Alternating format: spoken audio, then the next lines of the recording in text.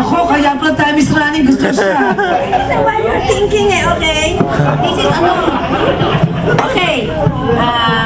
Meron isang bata, mama, pinanganak siya, ang pangalan niya, apelido nila Pambihira. So, lumalaki siya, tinutukso siya ng mga classmate niya, Pambihira, pitatawa na siya.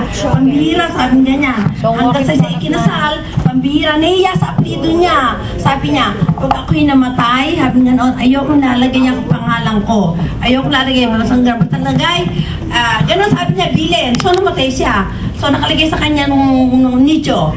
Born in December 30, 1938, died December 5, 1939. Lahat ng dumaraan, undas, lahat ng nanonood, sabi niya, pambihira naman yan, di pa nilagay yung pangalan. Pambihira naman yan, nilagay yung pangalan. Did you get it? Nakapamatay siya, pambihira pa rin siya.